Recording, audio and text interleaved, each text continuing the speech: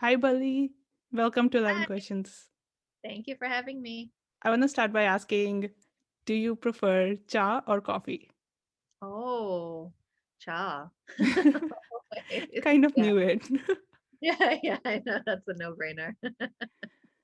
What's your favorite place in the entire world? Probably a library.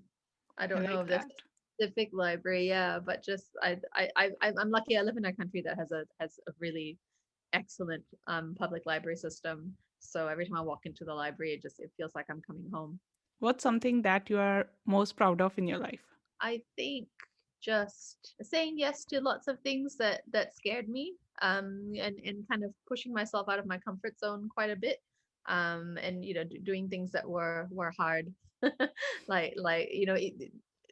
I knew in the long run would be good, but seemed scary at the outset, like having a child, like like traveling to some of the places that I've been to, or moving countries. Yeah, so not kind of succumbing to the fear of the unknown. And what would you say has been the biggest challenge that you overcame? I guess in adulthood, the biggest challenge that I overcame was the juggling of responsibilities. When I was writing Shergill Sisters, I had also started a PhD program, and had also just had a baby. So I was trying to juggle all those things, and in hindsight, I didn't. A lot of that came at the cost of my mental health, and I probably should have taken it a lot slower. But I just felt like I needed to do everything and to kind of keep moving. So that was a very challenging thing to overcome. And if I could do it again, I probably would have taken it much slower. I don't think there's anything to be too proud about in kind of saying, oh, I did all the things, and it was really really hard, but I did it. But at what cost? Like it was really exhausting. Yeah, I but I'm can glad I. relate to that, even though I'm also learning that it's okay to say no and not do everything. But I'm also that kind of person who takes on too much, and later I'm like, oh, I have no time. I think it might just be the nature of the world that we live in the kind of the capitalist society that we all live in, where you feel like you need to be busy all the time, and you feel like you need to be producing all the time. Otherwise, you don't have value. Which I think the pandemic taught me, that isn't necessarily true. Or there was still a lot of conversation about the fact that everyone was like, "Oh no, but I have to stay busy. I have to keep doing things." And that was a real epiphany for me. If you could not be a writer, what else would you be? So I was a high school teacher, while I was writing my first two novels, and I actually had just started teaching in the international school system.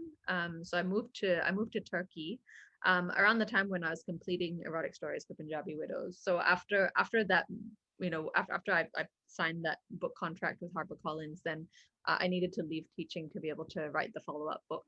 I think that if I weren't writing, I would definitely be a high school English teacher in the international school system. And all the creativity and all the things that you put into writing, you put into teaching as well. So yeah, I think it yeah, be a really really fun life, actually, just traveling around and moving to different countries, and yeah, Yeah, the and traveling part definitely sounds great. yeah. What's your writing routine like? How often do you write? It depends on what else I have going on. I try to write every day. I feel like even when I'm not necessarily working on the draft, I'm still, if there's a work in progress, then it's still on my mind. So in that way, I'm still kind of thinking about it. I'm still kind of adding to it, or I'm still kind of reviewing it. And so yeah, I would say I write every day. When I do have long like expanses of time to just write, then I try to start the day with writing, because I find that after lunchtime everything goes a bit downhill. I get a bit sleepy. And my motivation goes down after lunch. So I try to get it out of the way in the morning. But when I have other things, like, because I also lecture at a university, so like on the days that I have a busier schedule, like meeting with students or lecturing, then I tend to give myself a bit of a break from writing. And where do you find inspiration for your stories? Usually things that I see that I consider unfair, or things that I experience, like usually experiences that I've had with injustice, I think, or observations that I've had of inequality in some way. That usually is the thing that sparks a story or sparks a kind of an idea for a character. What's the best praise that you have gotten so far for your writings? The best praise is when someone who has lived a similar life to the characters in your book tells you that you got it right, or that you it resonated deeply with them because they felt seen or they felt heard. I think that's, yeah, that's better than a, a starred review or something, because then you feel like, okay, I've really connected with someone that this story really matters to. And do you remember any funny or ridiculous criticism you have gotten so far? Occasionally, well, okay, I have gotten just like I've heard, I not directly to me, but like a friend of mine told me that a Punjabi guy that she knows said that um it's really disgraceful that I'm writing about the these like I'm writing erotic stories for Punjabi, like that shouldn't be on the cover. That erotic shouldn't be in the same sentence as Punjabi women. Like, How dare yeah, Punjabi women have any how of dare those you? feelings? Exactly, yeah. And yeah, it was really interesting because that's exactly what the novel is about. Like you pretty much summed up what the novel is about. It's So about men that's saying that praise in women. a way, right? In a way, Yeah, it's also praise. yeah. I guess I didn't really see. I mean, I knew the title was kind of provocative, but I didn't really think of the title as something that would sort of recreate the story. Like men would pick some men would pick it up and go, "Oh gosh, no, I can't. I can't deal with this." So, yeah, exactly. Oh, That's this reminds me of a funny thing. When I first read your book, Erotic Stories, I lent it to a friend of mine, and we were talking about the book, and her husband walks in and he goes like, "Which book are you talking about?" And I couldn't remember the entire title right then. I was like, "Oh, the Erotic Stories one." Like the look on his face was just precious. Yeah, it's interesting because I didn't think, I mean, I knew it would maybe get a little bit of a reaction, but I didn't expect people to be so kind of put off by it, or so like to react so strongly to it. If you were to be deserted on an island, which three books would you pick to take with you? Oh man, that's so hard. I can only choose three. I would The God of Small Things would definitely be one on the list, because I think you can read that book over and over again. You can find poetry in it. You can read it back to front. You can find something in it. I'd probably pick something like a kind of a comfort read from childhood, like a Judy Blume book. Like Are You There, God? It's Me, Margaret, because that was a really nice comfort. Like her books were really comforting to me when I was a kid. And a third book, maybe a graphic novel. I would pick Persepolis by Marjan Satrapi. And for our last question, if you were to pick one interesting experience from your life to share with us, what would you tell us? I had this really bizarre experience many years ago when I was in university. I went to university in a very small city in the state of Virginia in the U.S. and it wasn't a very diverse city at the time.